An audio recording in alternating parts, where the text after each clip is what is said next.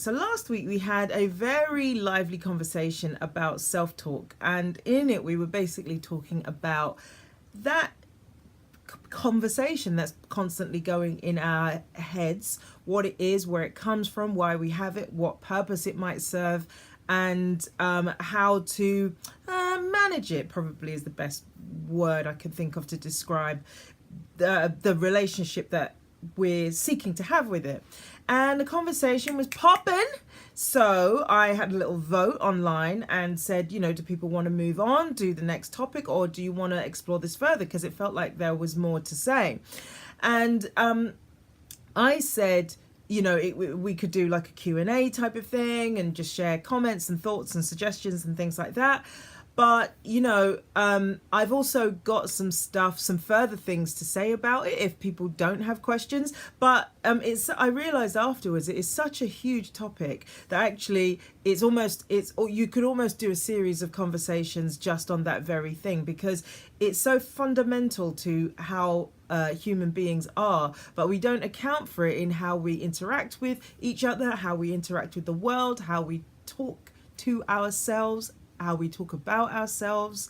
You know, it permeates everything. So I think that's why the conversation was so lively last week. So I'm going to start by asking if you guys have any questions or any thoughts or comments that came up as a result of last week's conversation, or something that you wanted to just share, some thoughts that you wanted to share with the group just now, because obviously in the post advertising this I was saying, you know, come with your thoughts, comments, questions, and that's always welcome anyways in these conversations. You know, this is like not a one-way street. Even though I'm the only one that can be heard, you guys, what you write can be seen, and I'll always read it out as long as it's on topic. You know, if it's nice shoes or whatever, not that you can see my shoes, but you get what I'm saying. Hey Spencer. And Steppy 32. So does anyone have anything they want to share or say, or should I, maybe if I start the ball rolling, then, you know, that might provoke some thoughts, some thinkings. I'll give you a second just in case, because I know it takes a second to type in this medium. I can't actually type because my iPad's like upright. It would just take me about 15 years to type something. Okay, Steve's saying, yeah, start us off. Okay, all right. Hey, Donald, by the way. Did I say that already? Anyway, hey. Oh, yeah. Okay, let me just give you a little context as well for today then. All right, so I'll start the ball rolling and just let's see where it takes us. And it may be that you don't have any questions, thoughts, comments, blah, blah, blah, whatever. And that's cool too. And then at the end of it, I just want to spend a bit of time talking about the projects, because I realise that hasn't really been part of the conversation for a while. And I'm sure that people are just like, you know, trundling away with them and just getting on with it. But I just want to re-presence them just so that they're alive and active and they got some energy to them. Okay, all right, so let's start. So, Think Scale Electric, hello. This might not be what you're looking for. This is a conversation about being a human being. Amber's joined. Where's up? By the way, Think Scale Electric, thanks for the car racy thing at the premiere on Tuesday. That was fun. All right, so hey.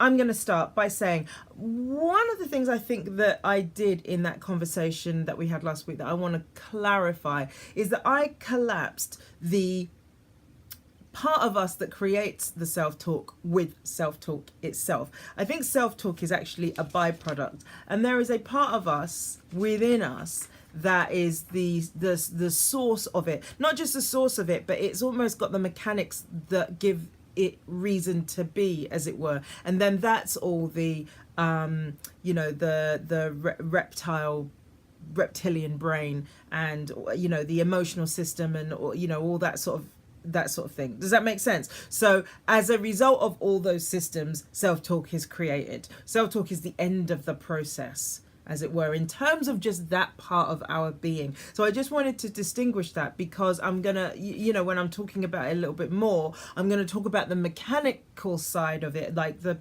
place, the source of it, a little bit as well, rather than just the byproduct, this self-talk that we're conscious of, or sometimes not conscious of. So another word that one might use for that whole thing is ego as well. Sometimes that's the word that's used to describe that. And so I was thinking, in terms of what this conversation could be about is like, well, what other ways does it show up? Because actually, that self-talk, it has so many different facets to it that sometimes we don't identify it as self-talk. We identify it as, no, that's the truth. That's just the way the world is. That's just the thing. So I thought if we broke it down a little bit, it might start to open up how, our ability to see it in all the forms that it shows up in, right? Sly, hi. Okay, so the first one, and these are in no particular order, by the way. They're just, whatevs. The first one is frozen energy. That's the first one I thought of. And by that I mean, hi Lydia. By that I mean, there are times, particularly in our childhood, when something happens and it jolts our system. It almost causes an existential crisis. Things are not as we thought they were. Our worldview is shook, as it were. And hey, Rob. And how we thought the world was isn't, and so we take on this new information. And I'll give you an example so that it might become a little bit clearer. We take on this new information, and then we start to navigate the world based on this new bit of intel we've gotten. Now, it's not necessarily the case that what we've learned is true, but we live like it is. So, for example, if you had a parent who was always telling you you were stupid, you're tum-tumming along and you think you're doing okay, and then somebody introduces you, usually a primary caregiver or someone important to you, introduces this idea to you that you hadn't thought of before, that you're stupid. Oh, come on, stop being silly. It can literally be as throwaway as that from a parent, and you're 5 years old and you'd never thought of that. But then you start to navigate the world from, oh, I'm silly.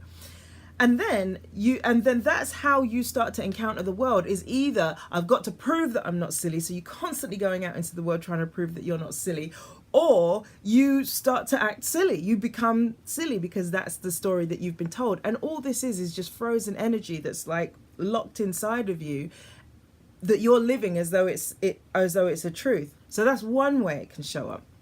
Let me say hey to some people. Hi, Concord Institute. I see you. And Akvist, forgive me. Anyways, hi, I see you, person who joined after Concord Institute. And CPTN Canary, hello. All right, so that's one way it might show up. Then another way is that you might start having this kind of fixed view of things, like you want to fix things and people in a particular way, like, for example, the people around you, right? So like, you're as a child, it will be your immediate family. Usually they're the people that are closest to you. And you grow up into this way of thinking that my mum is like that. That's what she does. My dad is like that. Da da da da da. And you start to do that with everybody in your life. You fix them and, oh, that's the flaky friend. That's the reliable friend. That's the fun friend. That's the this, that. That's the weird uncle. That's the, you know what I mean? And we do that with everybody we encounter. And we're not necessarily meeting people as they are. We're meeting people as we have fixed them. And, we don't just do it with people we know, we do it with people that we don't know, like, for example, politicians and celebrities and all kinds of things. He is the suave, sophisticated type. She is the hot mess, whatever. And we don't know. We see one snapshot of somebody and we immediately fix them as that thing. So that's another facet of this mechanism that also creates this self-talk type thing. And then you have the conversation in your head, like, oh, here comes hot mess, about that person, regardless of whether that's what they really are all the time or not. You fix them in that particular way. So that's another way it can show up. William says, I had lots of teachers telling me that from 5 to 16. And it's so, if an authority figure is feeding that idea into you, it's very hard not to take that on as an idea, either one that you're going to fight or one that you're going to acquiesce to and play up to. Yeah, okay. Now, this isn't about how teachers treat kids or how parents treat their children.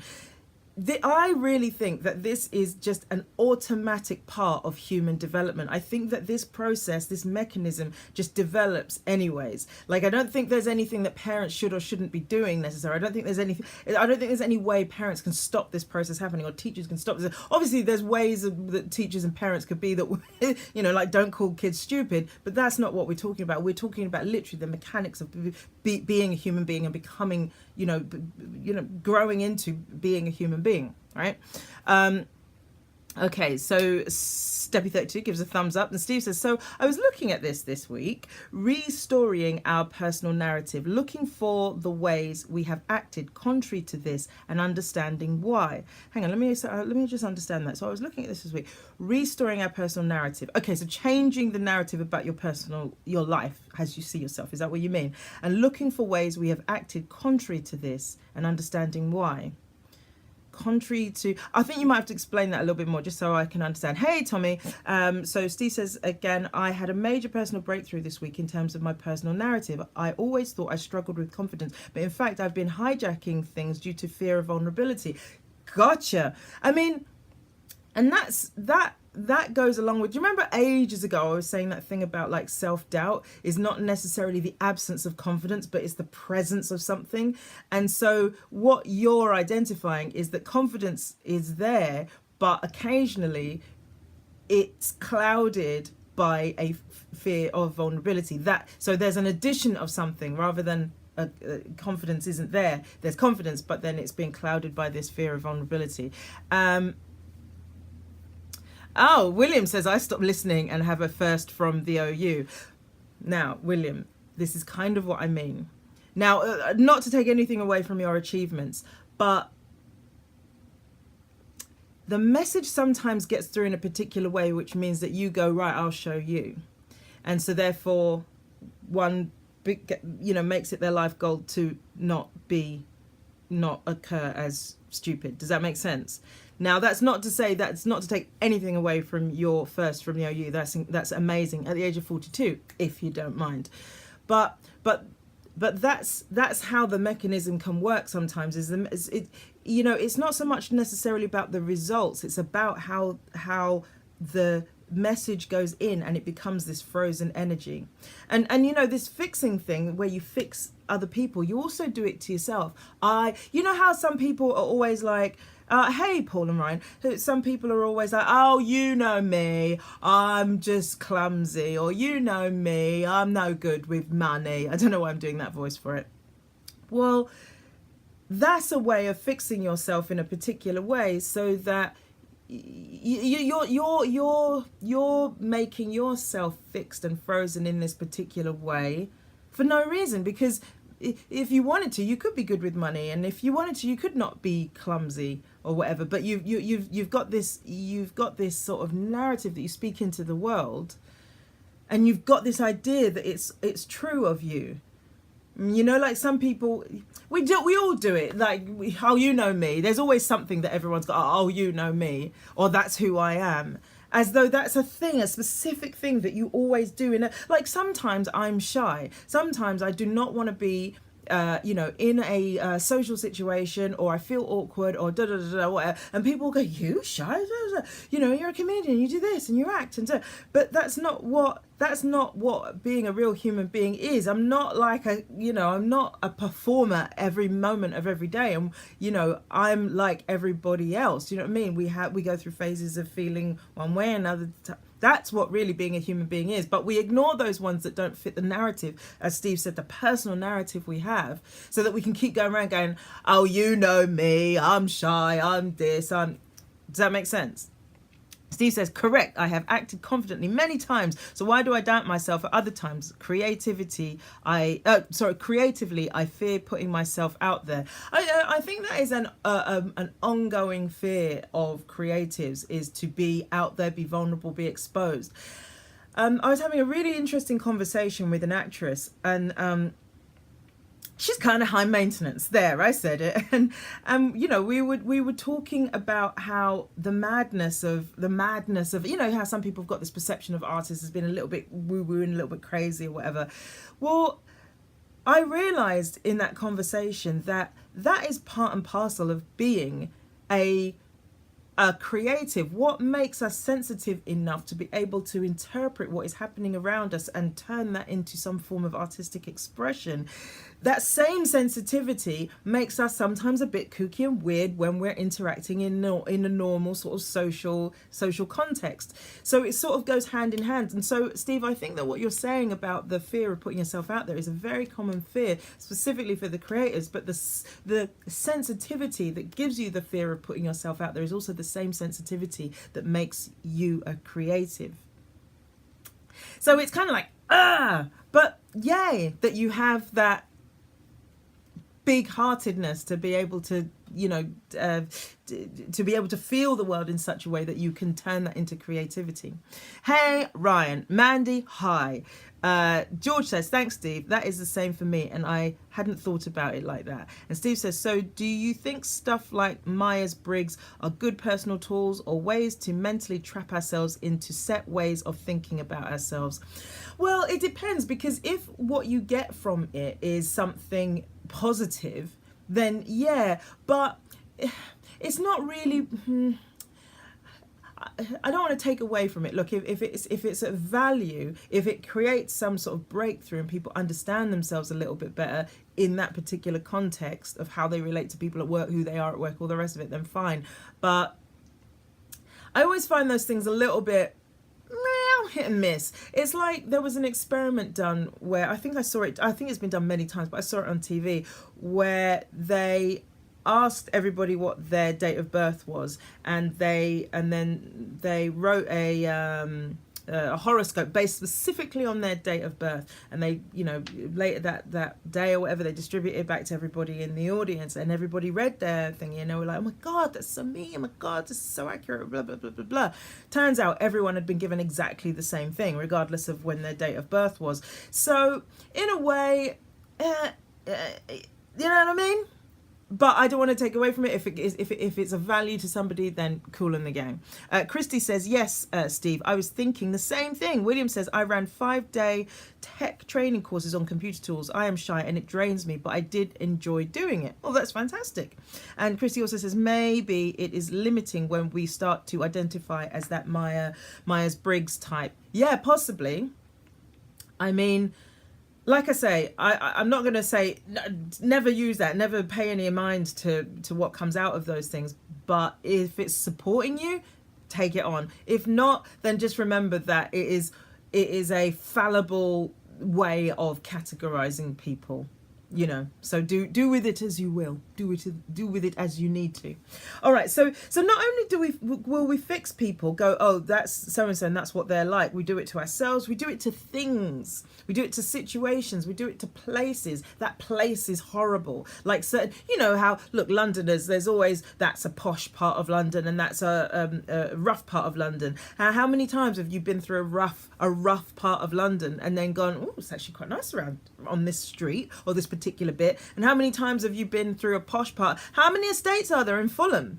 You know, you always you might associate Fulham with posh, but actually there's a lot of, you know, council housing and stuff that you wouldn't consider to be, you know, salubrious housing. So we fix things in a particular way. We fix situations like money's hard to come by, relationships are difficult, work is hard to get, you know, or whatever it may be, you know. So that's another facet of this, like, ego mind that creates the self-talk, the whole mechanism thing that's going on. So there's that. Steve says, so if I might theologize, the refusal to name ourselves I am is what God did to Moses to stop him limiting God's creative action in the world. So the refusal to name ourselves I am. I don't understand that, Steve. I'm so sorry. That might be a little too esoteric for me. But yeah, if you feel like you want to write a description of it, an explanation, then you can, and I'll read that. But I don't quite get what that is. Yes, so another part of the ego thing is making meaning from stuff. Oh, sorry, sad emoji. Sorry, Steve. Is making meaning from stuff. So we see something that looks vaguely like something we recognize, and we immediately attribute that meaning to it, whether it is or it isn't. Like, for example, you might see a guy who looks like an ex-boyfriend, and you attribute the same personality traits to the last boyfriend, and you treat that new person that way, even though you don't even know that person or you've never met them. But do you know what I mean? Okay, so we're just going around looking for patterns that we recognize, because that's what the brain does. The brain just finds patterns in things so that it can collapse it down to something it can understand. You know, have you noticed, like, when you're interacting with somebody, when you're talking with somebody, you're almost looking to be able to put them in a box or something and be able to understand them, and in some ways, when you speak to them, you're almost asking so that you can eliminate certain things.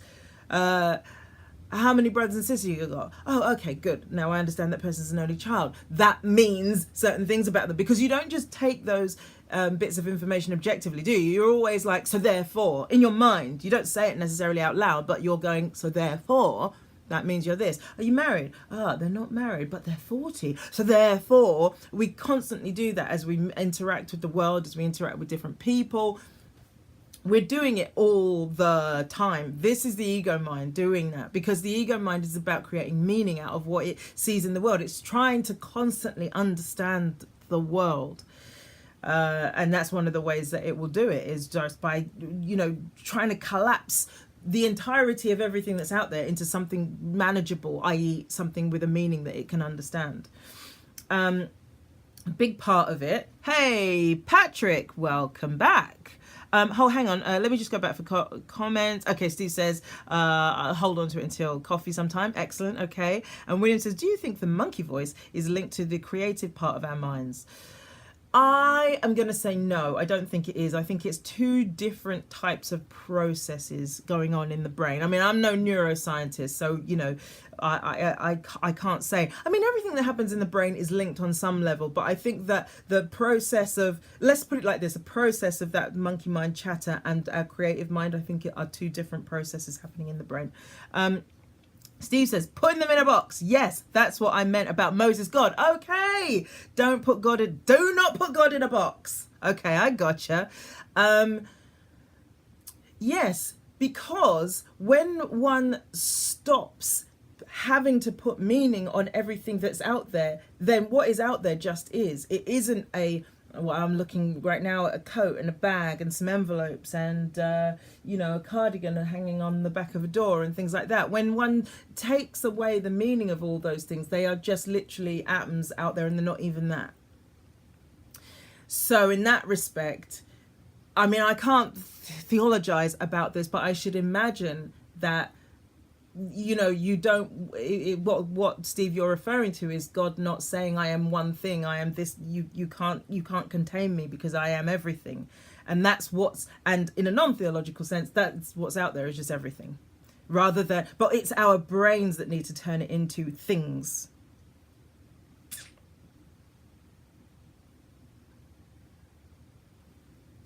Cool. All right. I don't know why I just stopped like that, but it just felt like that was that. All right, so another way, how else can it show up? Okay, reactivity. Here's a good one. So this is the part of us that maybe we are not always, I feel like I personally am my least conscious when I'm in my reactive state. And you'll know you're being reactive because you're not necessarily, in hindsight, you'll probably review something and just, that I wish I hadn't acted like that, or that made me very angry. But reactivity isn't just anger, it's self-righteousness, it can be, deep sadness, and there's nothing wrong with these emotions, by the way, but they might not necessarily be the best way of dealing with something that happens. Like, for example, I was sort of busy earlier today doing something and the phone rang and I was like, like, because I'm in the middle of something, as though they somehow should have known that I'm in the middle of something. And so that's reactivity. It's low level, low key. I mean, big reactivity is, you know, fighting with somebody, arguing, that type of thing, or literally physically, you know, physically fighting, as you've gotten so angry that you don't even have the words to express yourself. You're just doing it physically. So that's another facet of it. And it's almost so big that I wouldn't even know what thread to pull to discuss it. But I think you guys know what I'm talking about when we're talking about reactivity. It's and so many times it can feel justified as well, like, but they were a dickhead, but they said da-da-da, but he was da, and she said da. And it's not to say that what they said was right or wrong. That's not what it's about. You know, reactivity, because you can deal with the thing that's a problem, right? You can deal with the thing that's a problem without having to you know, turn it into, sorry, I'm just checking something very quickly. No, good. All right, you can deal with a problem without turning it into an argument. Like if someone does something that you don't feel is right, there is a way, believe it or not, you know, I'm saying this almost to myself as well, there is a way of handling those things that isn't about being in someone's face or arguing with them. But a lot of the time we lose ourselves, we fail to hold on to ourselves, and then we do end up arguing. So reactivity, it's a big one, and it's a big one. That's all I can say about that. So Steve says, not one thing. Correctamundo, and Gwyneth has joined. Hi, Joaquin. Okay, so last week, Joaquin, I'll explain very briefly. We basically talked about the conversation that's constantly going in our head, and we're not really in charge of. It's sort of a thinking that automatically happens, and it's not necessarily always our friend. Its purpose is to keep us safe, but actually, you know, a lot of the things that it tells us aren't supporting us.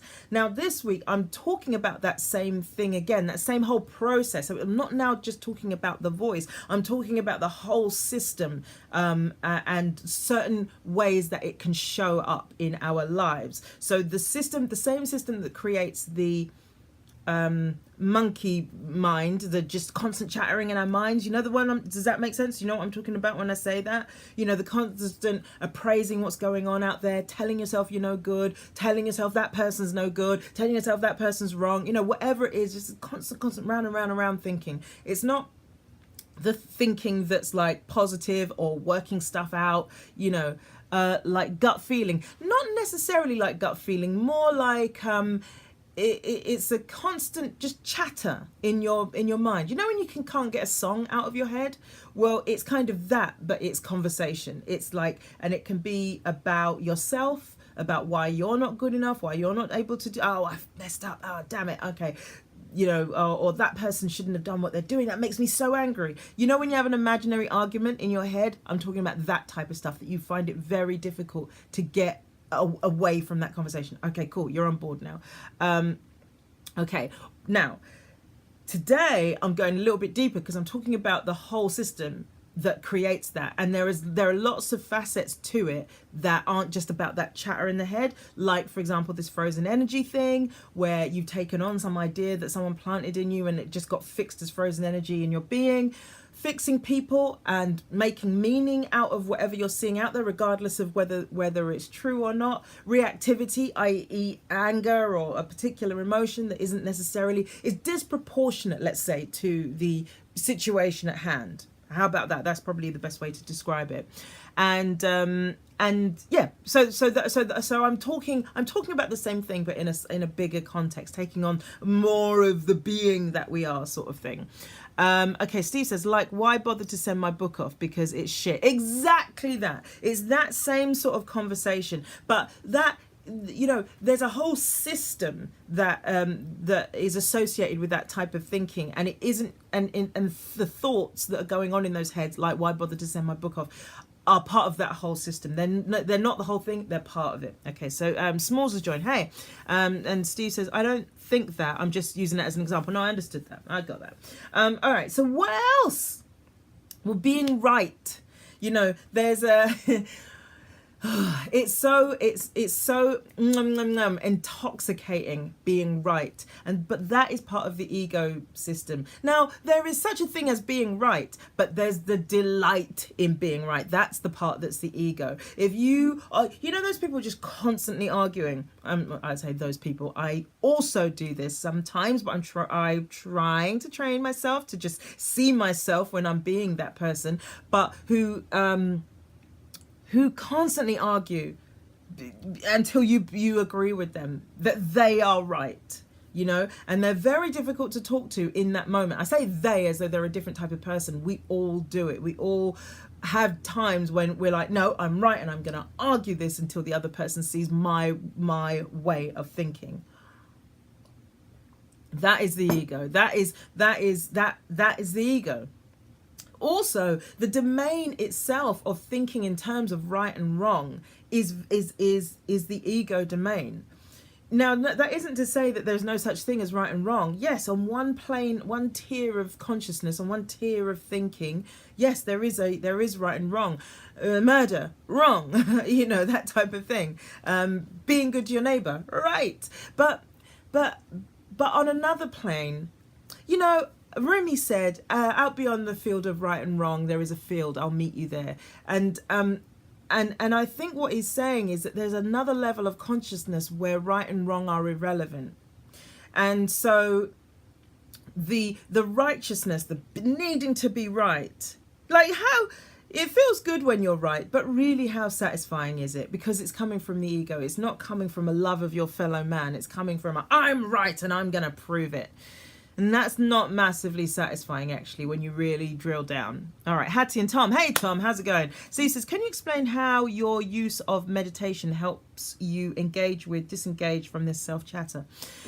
So, I think, I'm not necessarily certain, but I think that it is helping me to see those moments when they come up. So it's not that they don't come up, it's just that I think that I have a little bit more power over them, so that or have taken power from them maybe, so that they are not so powerful in my life, so that when I feel myself getting pulled into reactivity, that I'm starting to get the power to bring myself back, and I take a big breath and I slow down.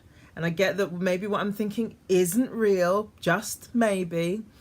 And I think that meditation is helping with that. To be honest with you, I think a lot of if I have any dominion over this, it has come from the work that I've done at places like Concord Institute, who briefly joined the conversation earlier. And as I always say, whenever they come up in conversation, I would urge you to look at their work because they're amazing.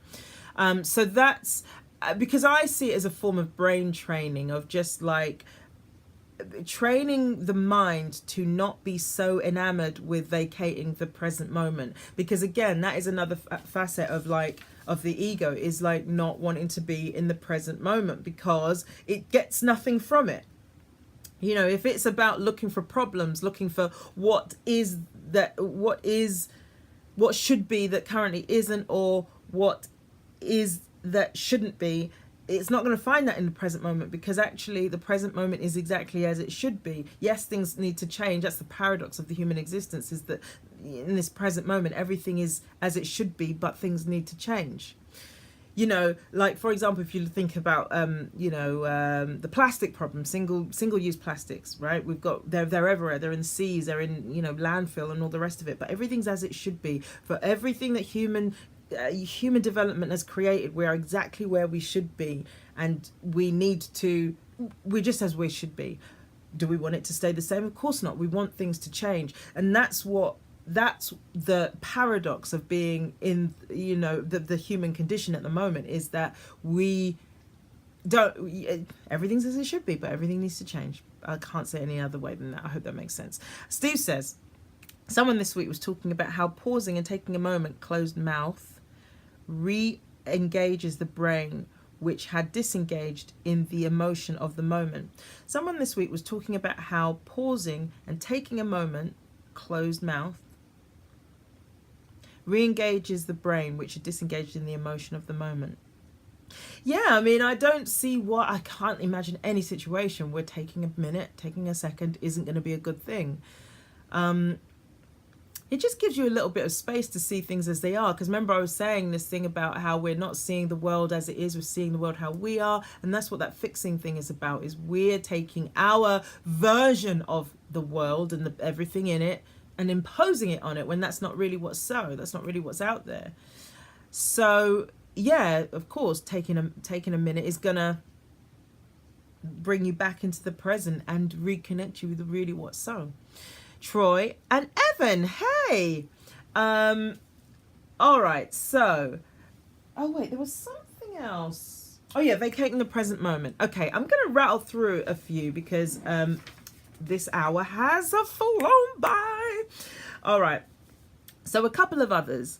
Victimhood and blame. So you know your ego is like really firing when you're just like, poor me. If you're having a good old pity party, and pity parties can be quite active. They can feel, you know, sometimes it doesn't feel like you're feeling sorry for yourself, maybe because you're being active about it and there's a lot of energy about it, but it is still the same thing. And blame. If he hadn't have done that, if she hadn't have said that, then everything would be okay. That's all ego. And it's not to say that that person hasn't screwed up, but they're responsible for what they're responsible for. You're responsible for your part of it. Maybe your bit of responsibility is how you reacted to it. Because maybe if your reaction were different, then, you know, a situation wouldn't have occurred. So if you're in the blame game and the victimhood game, then that's your ego kicking in.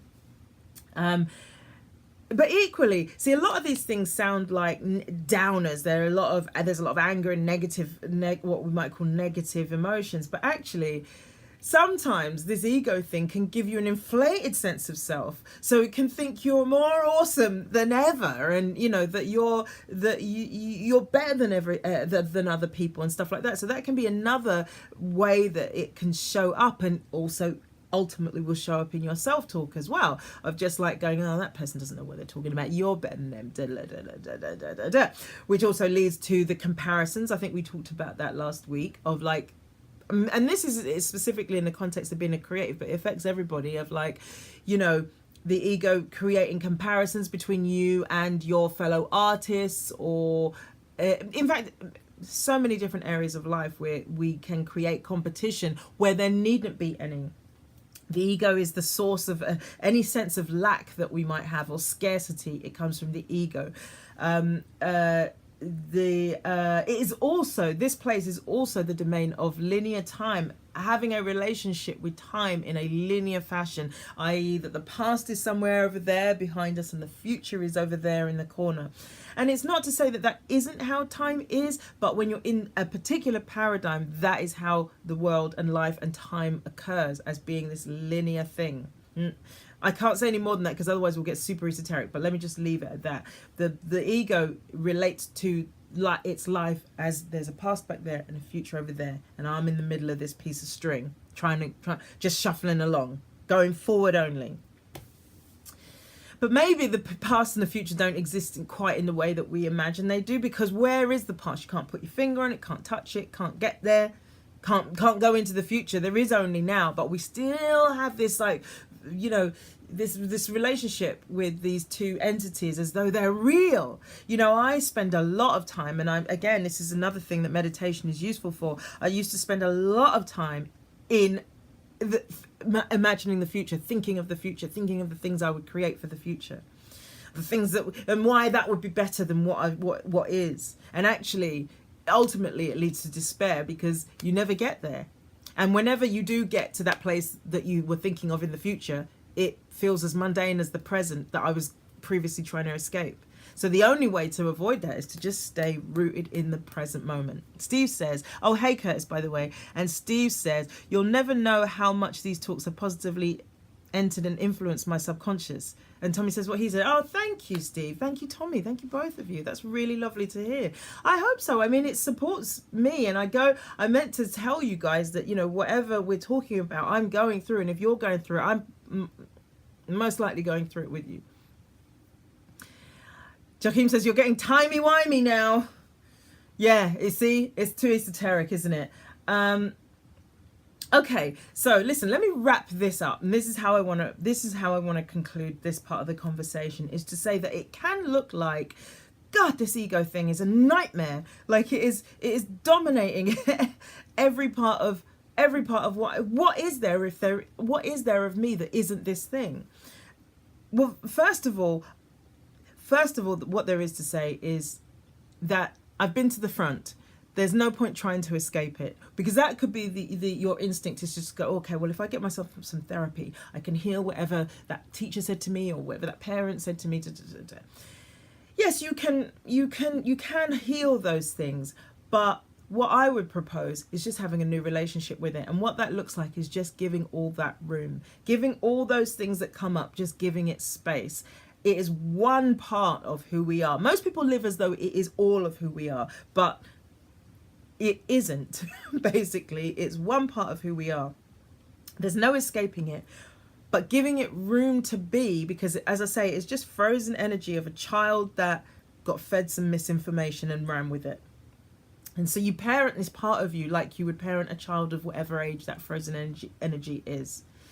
You know, some of mine is about 8 or 9, 7, between 7 and 9 years old. And so you wouldn't shout at a 7 or 8 or 9 year old, yet some people's self-talk is so aggressive, you know, towards themselves.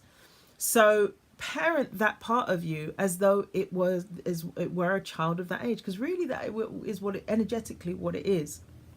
Okay, so there's that. Give it room, and you'll be surprised how much quieter it gets once it has space to be. That doesn't mean indulging it. That just means just giving it a little bit of breathing room, and maybe to consider that you aren't this voice, this conversation, these sensations. That isn't all you are, but that you might just be the space in which this is one of the things that occurs. There might be, you know, when you start to experience yourself as the space in which these things occurs, there might be something else that you've now made room for to come in. What that is, I don't know, but it's bigger. It's a bigger field of being than just this monkey mind, reactivity, frozen energy, that there might be something bigger than that. And that's the part of us that, you know, can connect with each other on a really fundamental level. Like in the film Castaway, there's this aerial shot where he's up high. I don't want to give spoilers just in case people haven't seen it, because it's a really great film.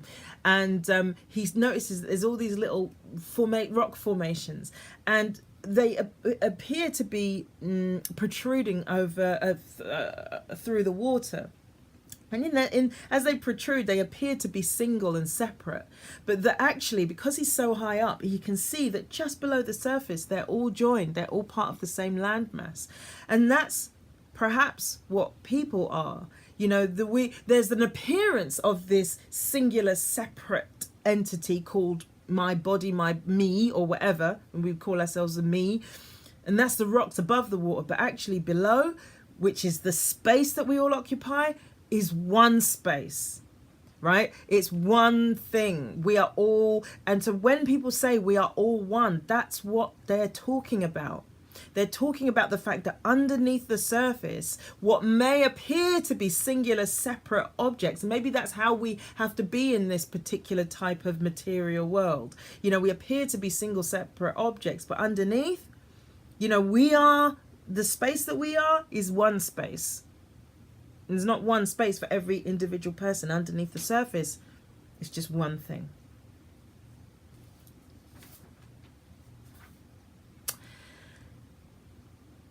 Steppy32 says, wow, I can relate to so much of this talk tonight. Thanks. Excellent. And Christy says, my therapist and I are working through self-talk right now. This talk is so affirming. And a heart. And I really feel that heart.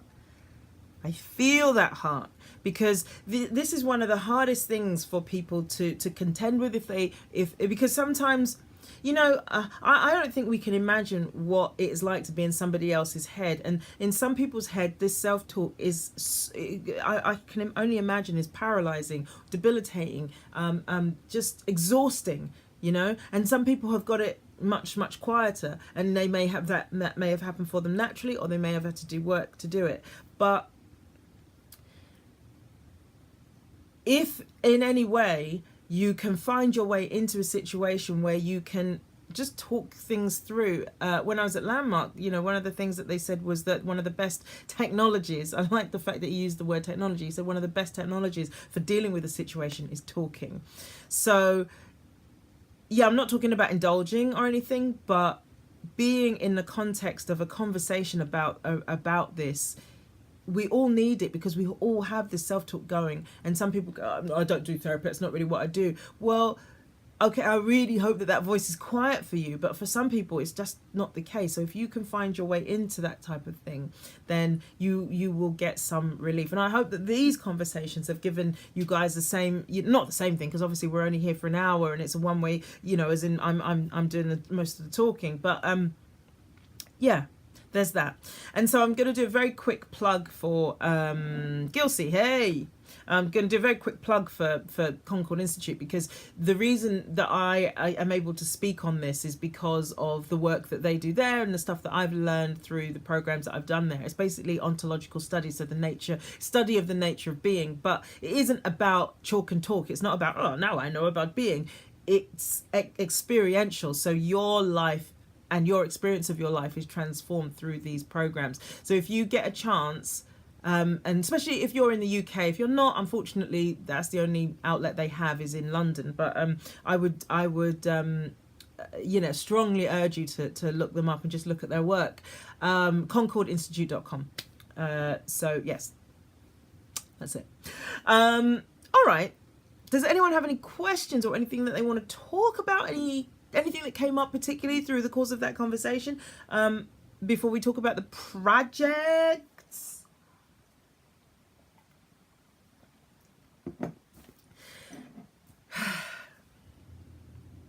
There's always so much to say, isn't there?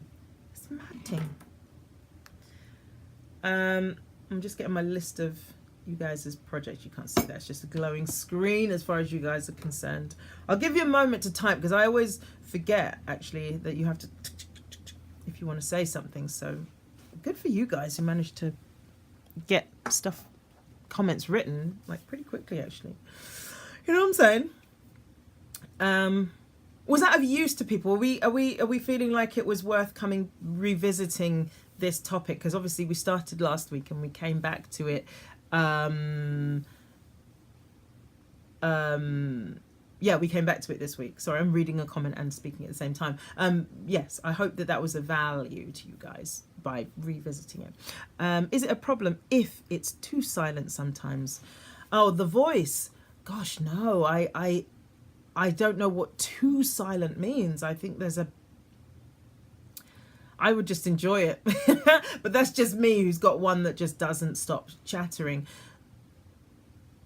I think if I were you, if that's something that occurs for you, I would just trust your instincts. If it feels odd, if you feel like something's strange, you know, maybe, but I would say that your mind is very peaceful in that moment, and to enjoy that, because it's not always the case. But you know your own mind, you know what I mean? You know what's going on, and you can just observe that space that you've created. I personally wouldn't see it as a problem. C says yes, worth it in my opinion. Lovely. George says these 2 weeks were very useful and informative. Fantastic. Okay, this is good news. It feels odd. Could it be that you're not always aware of it because you're just in life? You know, is it possible that, you know, because a lot of the time people are kind of, you know, we're appraising things, categorizing things, understanding things, deciding whether it's right or wrong. You know, all of that is the conversation as well. So it's unusual for it to be silent like all the time, but your awareness might not be on it some of the time, and it may so your experience of it maybe is not happening, you know. So So but I don't know. I mean, I'm not, like I say, I'm not like a therapist or anything like that. So if you feel like something's not right, then speak to somebody about it. But if it's quiet, that's not necessarily a bad thing. That's what I would say. Okay, so I was saying that I wanted to represent the project. So just to remind ourselves all and see if anything's changed for anybody in terms of what they're doing. Hey, Jonas.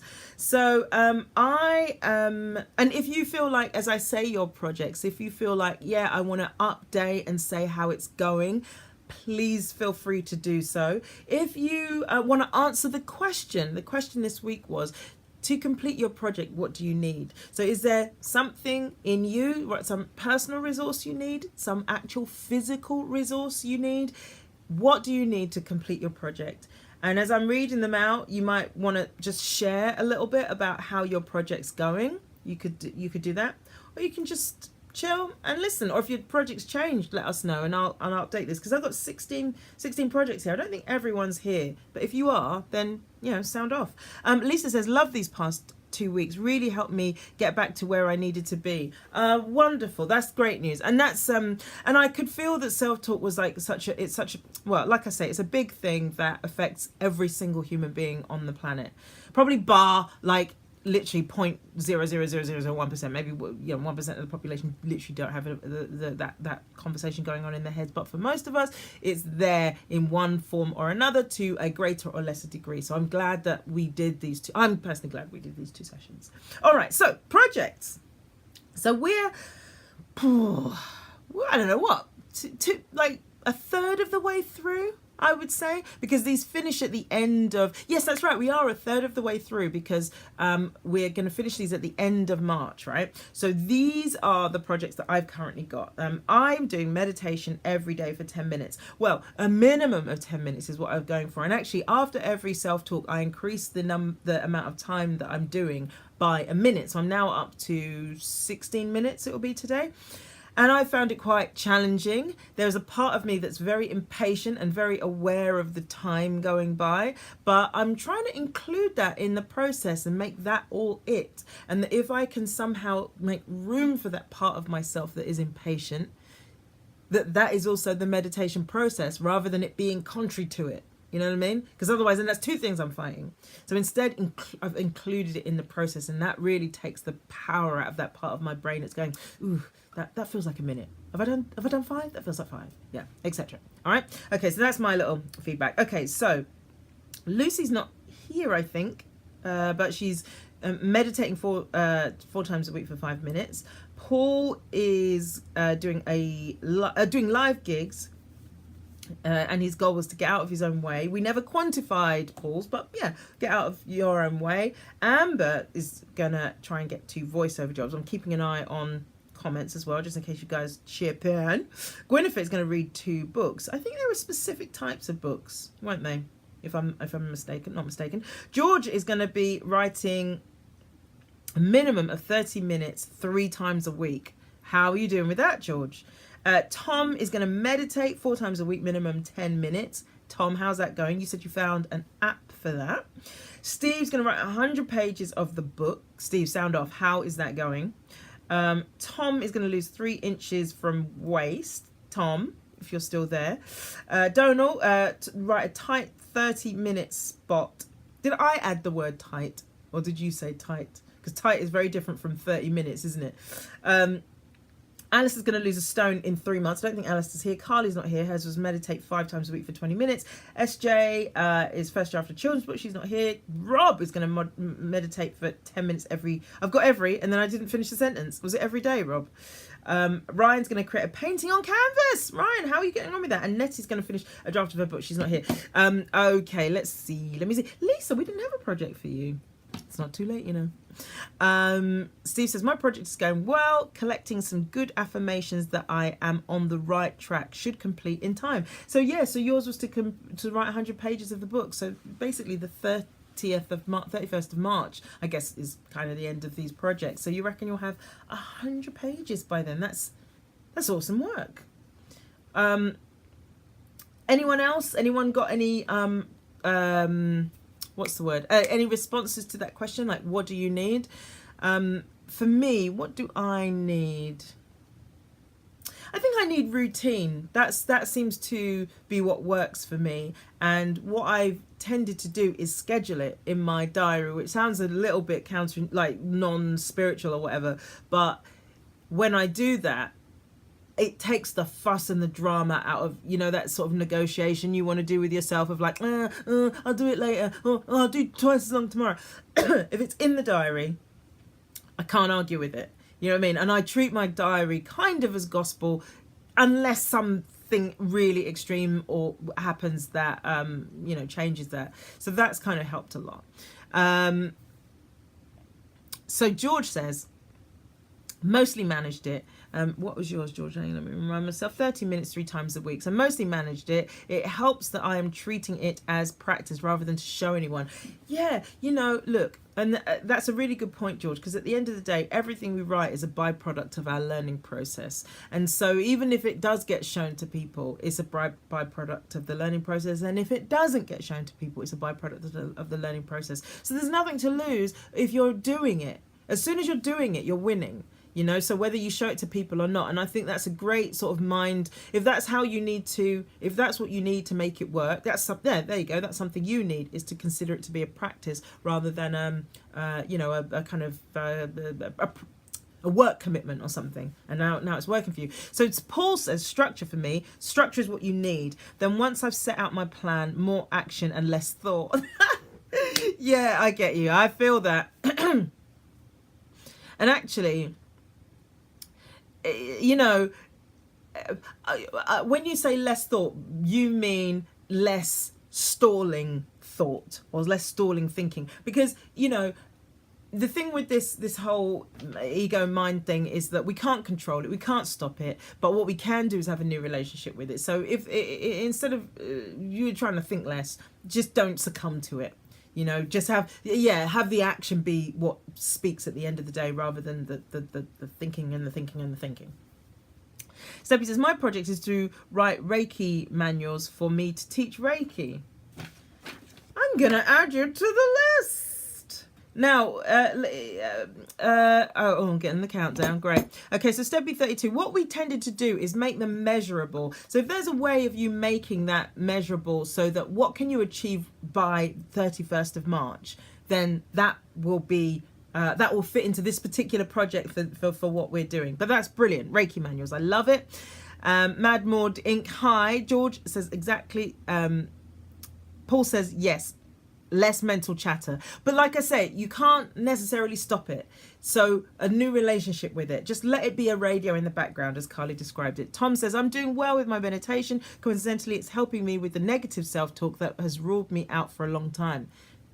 There we go. And that's the power of the meditation. Rob says, yes, meditation 10 minutes every day, going well. So I had to look forward to it. Calms me down, which is something I need. Fantastic. Kurt says, my project at the moment is definitely improving my work ethic. It's so easy to lose that creativity and motivation. Maybe some meditation as well. So Curtis, make it measurable. Make it measurable, doable, and achievable. Oh, that is doable. Something you can achieve by the end of March.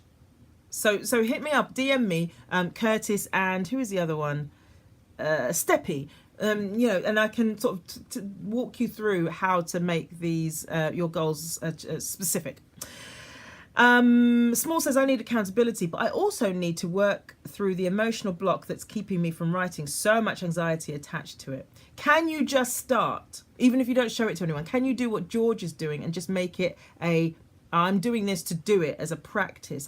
It's not about showing it to people.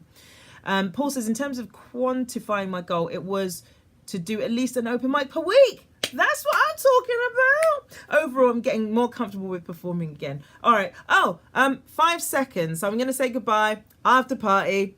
Yeah. All right. Hey, welcome back, everybody. Lock in, says Steve. Oh, you can take the Londoner out of London.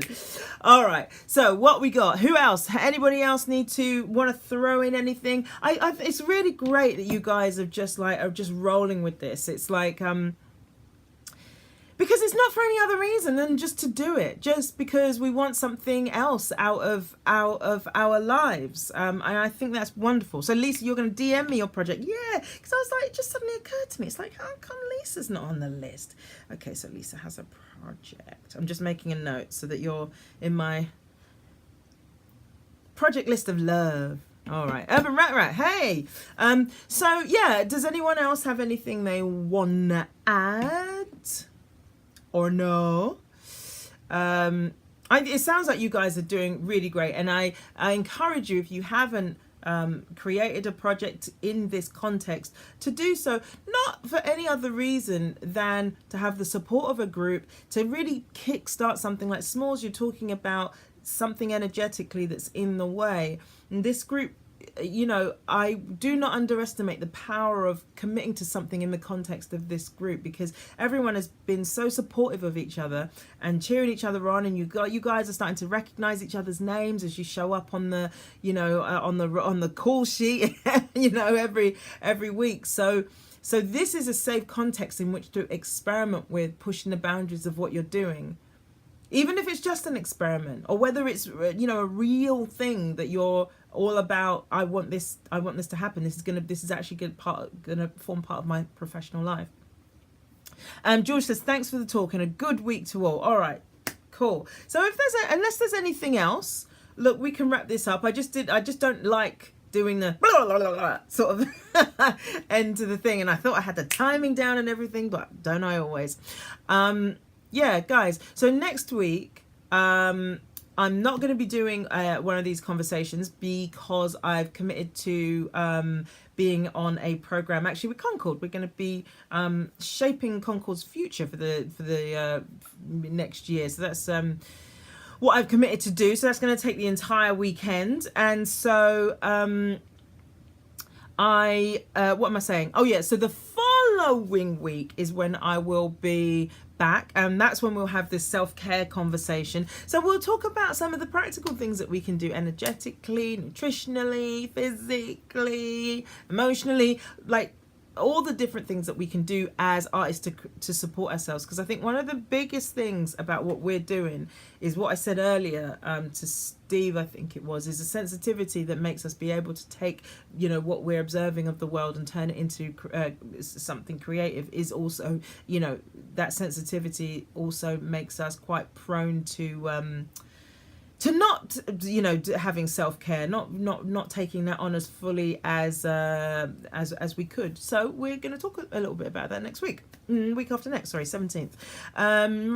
Sorry I missed your talk this week. Have a good week, Andy. And oh yeah, cool, no worries, man. It's going to be on my what do you call it? Catch up. Be on my Instagram story for another 24 hours. All right, guys, listen. That's all this week. That was number 42, so we've got 8 more to go of these conversations. So we're going to finish around about March, yeah, and then it's going to be on YouTube forever, unless they go out of business. Yeah, so yeah, have a fantastic week. We will do this all again in a couple of weeks' time. Good luck with marching on with your projects, and yeah, I'll see you on the 17th, same time. And yeah, I think that's it, right? All right, have a lovely week, everyone, and I'll see you soon.